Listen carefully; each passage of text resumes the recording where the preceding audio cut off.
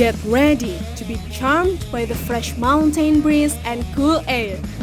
From seeking adrenaline to immersing in local cuisines, everything in this area is a breathing entity tied to the heritage of the past. This is the Greater Malang.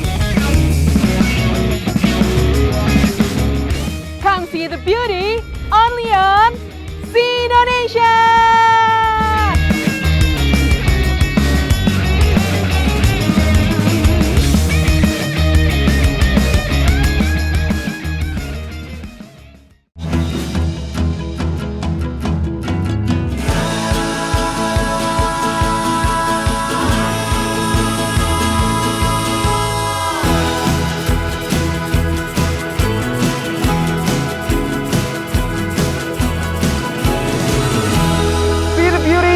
Only on Indonesia. Greater Malang, which consists of Malang City, Malang Regency, and Batu City, is the second biggest area in East Java that charms you with its highland and cold breeze.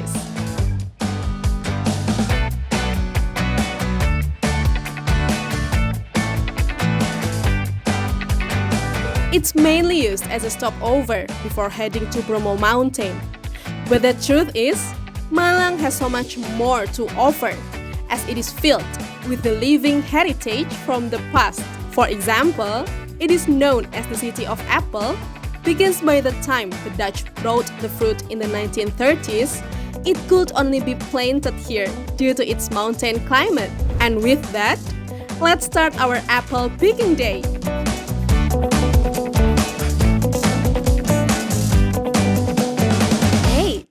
We're going to do it in style by off-roading. This time, I'm accompanied by my friend Lenny, a professional off-roader who has been hitting the road since he was in middle school.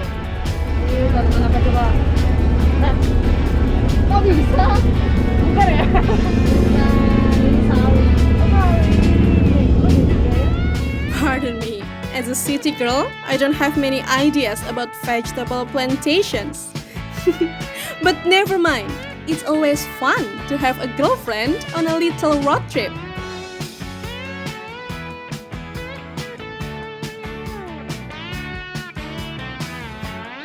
Our journey to the apple orchard will take around 30 minutes to Batu City, which used to be a part of the Malang Regency and is the exact point for the fruit plantations. With beautiful sceneries up on the hill, I couldn't help but stop here and there to savor the moment.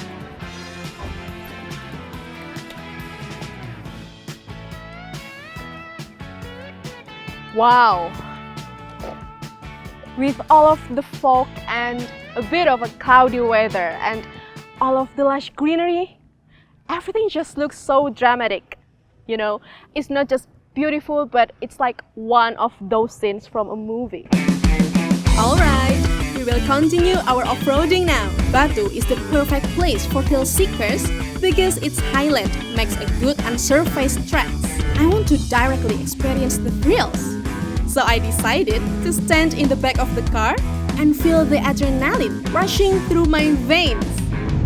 Time to hold on, dear one. I'm a bit afraid though, because the road is so bumpy. But hey, that's the point of off-roading, right? Plus point, I can feel the breeze directly hit my skin and truly witness this heavenly view. Wow, look at the mountain and the fog. Holy moly, it's so breathtaking. Woo! After a pleasant journey, we have finally arrived at the apple orchard.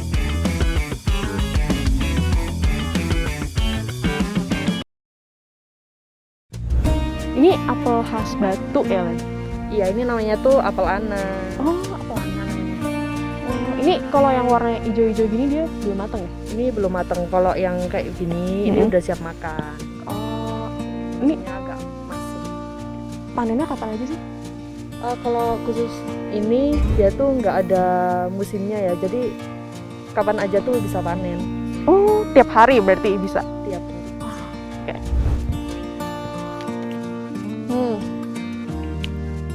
Surprisingly, It's so soft and so easy to bite, not as hard as I thought, and it's not too sour. In fact, it is sweet and so fresh. Fun fact, this apple will taste even sweeter if you leave it 2 to 4 days.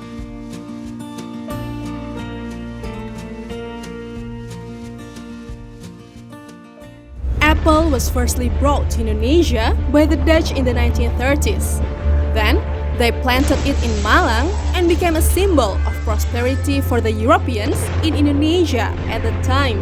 Then the Japanese came and the orchard became abandoned. But after the Independence Day, Indonesian farmers gained power to manage the orchard and it reached its heyday in the 1970s. Since then, apple became the face and identity of Batu and Malang. Misi Mas, Ya. saya Adel. Dengan Mas siapa? Saya Momon, Kak. Oh, Kak Ade. oke. Dari mana? Dari Jakarta. Dari Jakarta. Iya.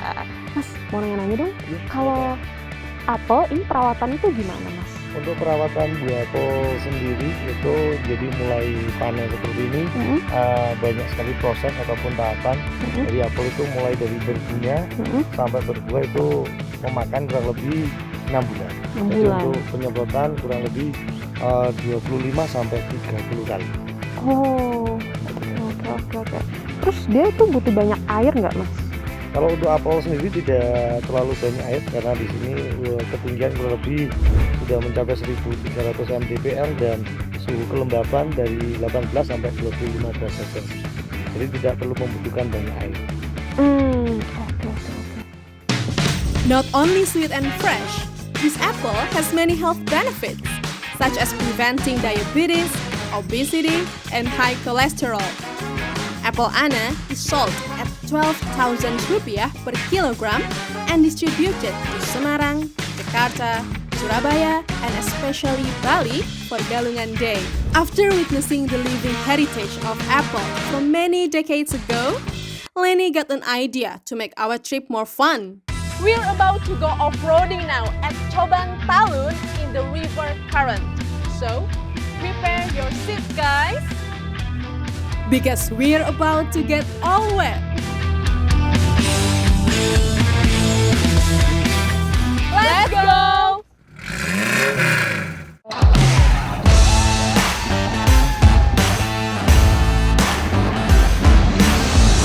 Slow and steady, baby. I'll take my time. Now you can't stop me, baby, but you can try.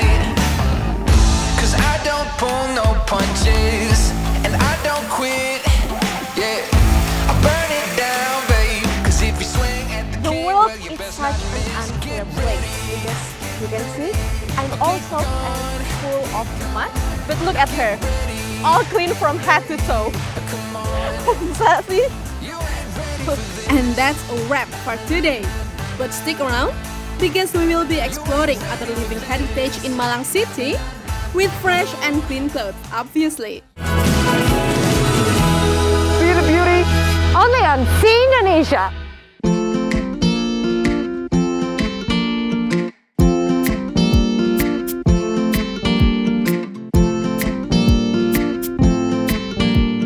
Talking about heritage, it cannot be separated from the traditional culture.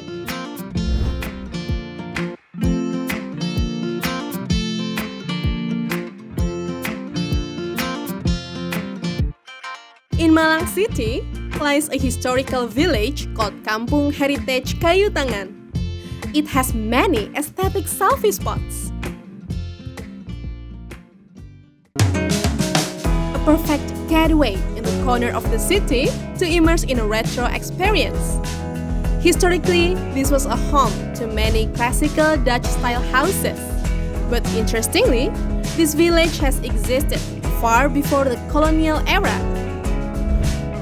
Today, the village lies on the western part of the Brantas River. But back in the day, this area was the tip of a jungle. The jungle itself was said to be the hiding place of Ken Arok, the first ruler of Singosari Kingdom in East Java.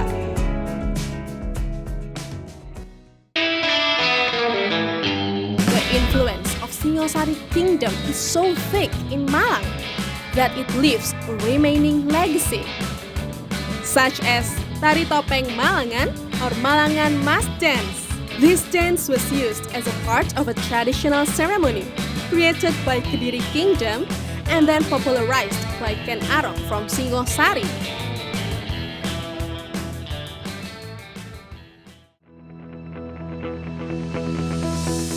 Asmoro Bangun Studio was built by Mr. Karimun, the mask maestro who promoted this dance all over Indonesia in the 1930s. Today, the studio is managed by Mr. Handoyo, the fifth generation and the grandson of Mr. Karimun. The studio usually performs the story of Panji, who mimics a human's personality and characters in the form of mask colors and expressions. Red usually represents an antagonistic or greedy character. White represents holiness, and green represents life. What you see now is the scene of the kingdom's army, which symbolize strength and masculinity.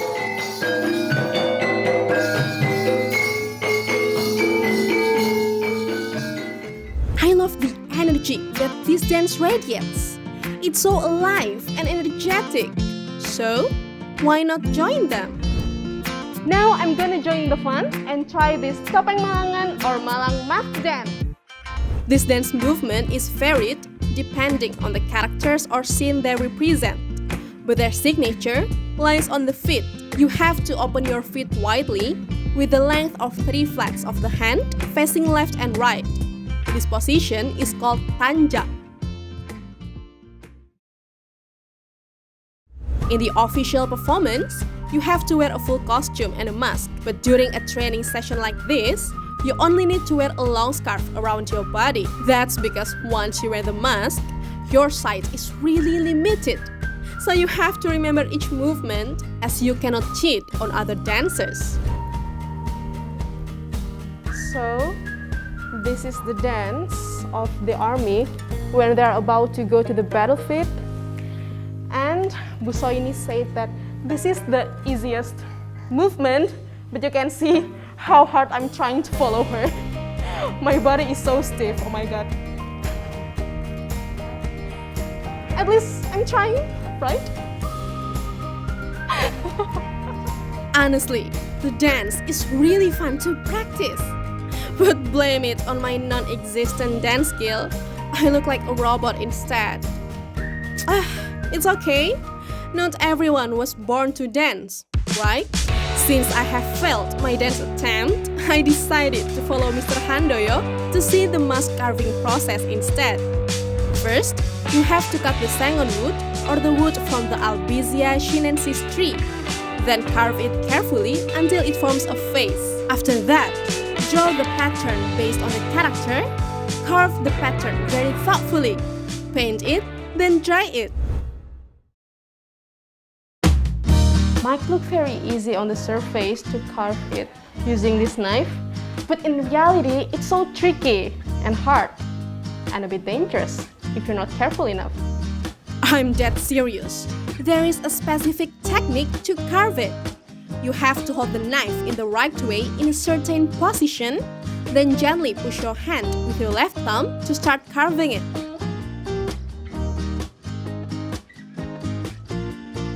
If it's a straight line, it's not too hard, but you know, when it comes to this kind of patterns, like this very complicated ones, like the circles or whatever, I don't even know how to start carving it.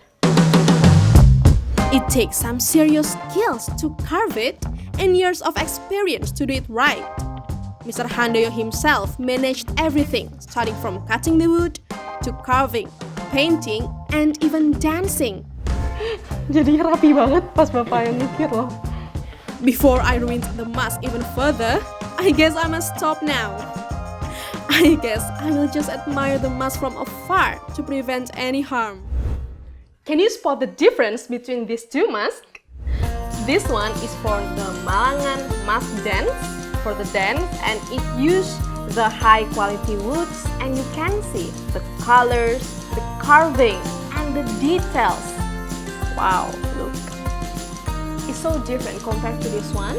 This one is for the souvenir, and while this one is made for only 3 days, this one needs at least around 3 weeks to create it.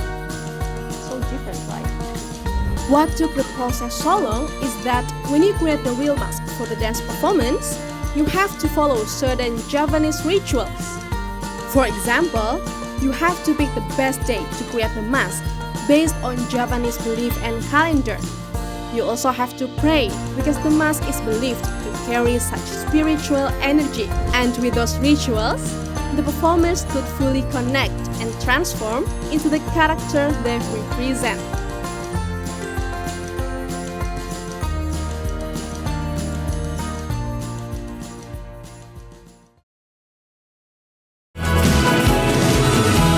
See the beauty? Only on Indonesia. We have visited the historical apple orchard and immersed in the traditional dance of Malang's heritage. So now, it's time for me to take a step back and relax a bit in the quieter area of Batu City. This resort is named Kampung Lumbung, built with the intention of preserving its Javanese kampungs or villages that are now slowly fading away. It is built based on old East Javanese spatial philosophy, following the surface of the grounds. Even the architecture is derived from Dora Kepak, Joglo, Lumbung, and Kandang Kebo, which are the traditional houses and barns built by the East Javanese natives.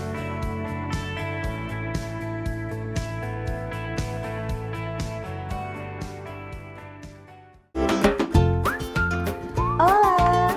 Welcome to my room. Come here. You can see, this room is very large for one person, huh? But what I like about it is that the interior is so classic. For example, you can see this poster. Apa tuan Anda sakit pilek means, are you having a culture? And it's like a language from, I don't know, like 1930s, 1940s or 50s in Indonesia. So it's so old school and vintage, and I really love it. Even in the corner of the city, you can still find a hint of heritage everywhere you go, which is amazing, by the way. Not only classic, but this resort is also eco-friendly. Because you can see, this room is made of so many woods, right? And interestingly, almost all of these woods are all reused.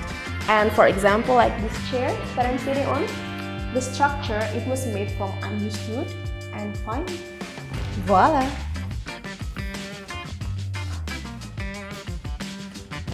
Not only preserving heritage, but they also offer a sustainable experience by reusing old woods. It's also a way to get us even closer to nature.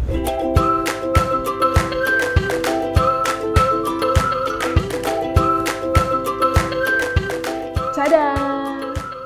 This little window is so cute, isn't it? It's my favorite part of the bathroom, and I think it's very suitable for honeymoon. What a shame I came here alone by myself.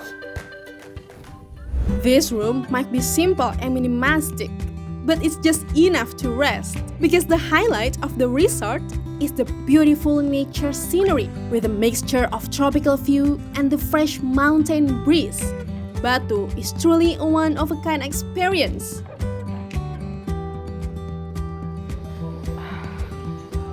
I think Malang is such a city that has been overlooked for a long time, because with this morning sunshine, the sound of birds chirping, and this view of lush greeneries and trees, and also this tea, it just makes everything so perfect.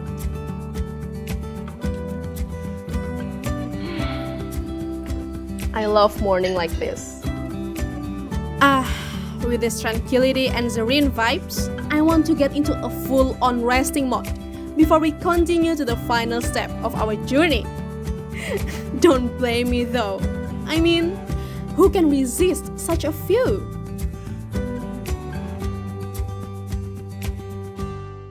Oof, after unwinding for a bit, now I'm craving for some late night snack. Let's see what we can find in the downtown. Perhaps a hot drink could be a good company to keep me warm on the cold night of Malang. Right, what could be better than a glass of STMJ? Wait, but do any of you already know what STMJ is? So this is STMJ or susu telur madu jahe or milk, egg, honey and ginger in English. And people in Java, well, specifically right now in East Java or Malang, they usually drink this during the morning or night time to boost their energy. STMJ is originated from Malang and it was firstly derived from a mixture between milk and ginger. But then, a genius came and initiated the idea of adding egg and honey into the drink. Well, don't ask me who that is, because apparently nobody really knows about it. But anyway, STMJ is believed to have already existed since the 70s. And then, its fame and glory spread out to other regions in Java.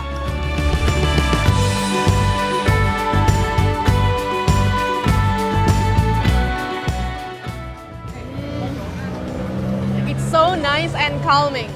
And even though they add egg to this, but it is not smelly and actually it's just really nice, and the ginger, it adds a very soothing sensation to my mouth and to my stomach.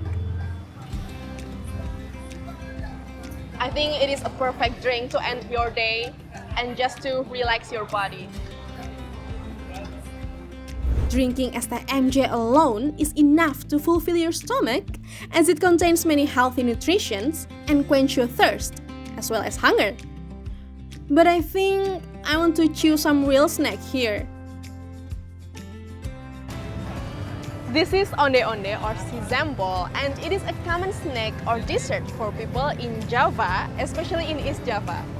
It's usually filled with mung beans and it's so warm and fluffy. So let's try.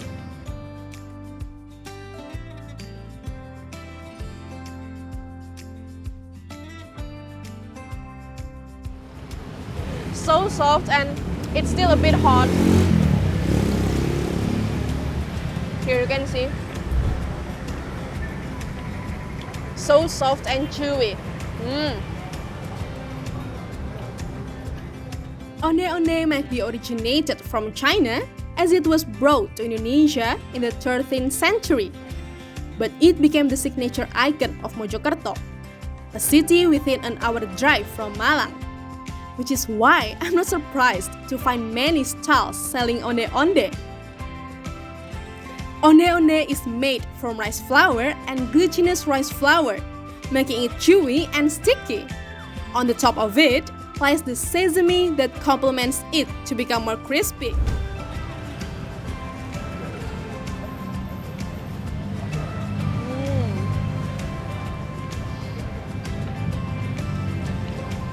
It's really nice, and the mung beans, it's kind of like melting inside of my mouth.